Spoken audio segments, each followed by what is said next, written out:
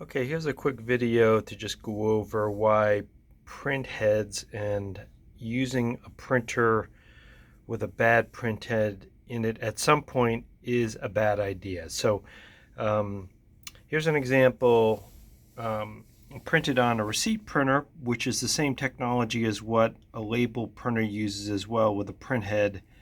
You can see this is a recent receipt that I got from them, and I've been watching this printhead at my nearby Panera slowly getting worse every time I go over there to pick up an order.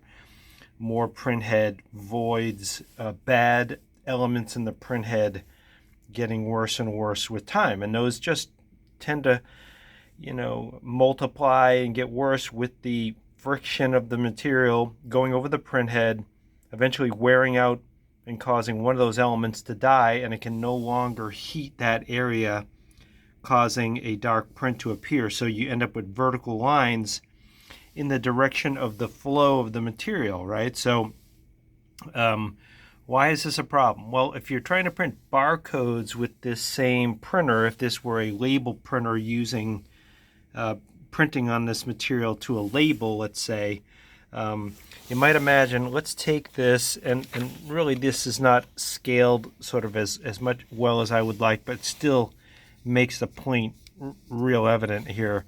If you're trying to print a barcode on a printer like that, what you're going to get is elements or lines through this barcode that will disguise themselves between these bars, causing lines to appear within the dark bars, splitting them into more than one bar, and potentially even causing, well, what you can get first off, what you most commonly will get is you just won't get a read on the barcode.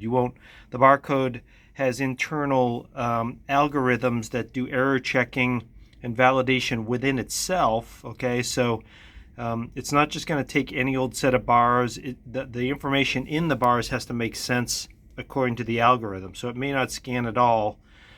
And you might print thousands of these labels and put them out in your warehouse or send them out to customers. And then maybe at some later date find out that you have thousands of them in the field with bad barcodes on them.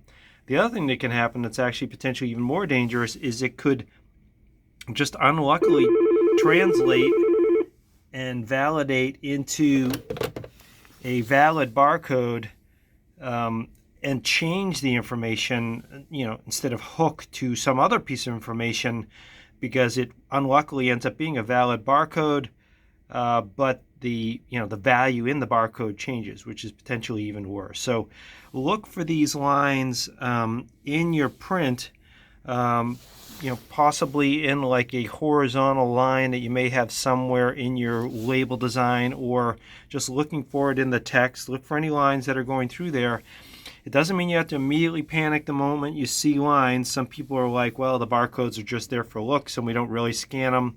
Fine. If you're going to use your barcodes, though, these will cause major problems with the scanning of the barcodes. And a lot of times you find that out like way after you've been printing them for days or weeks, or how many hundreds or thousands of barcodes you got out there. So keep an eye on your print head.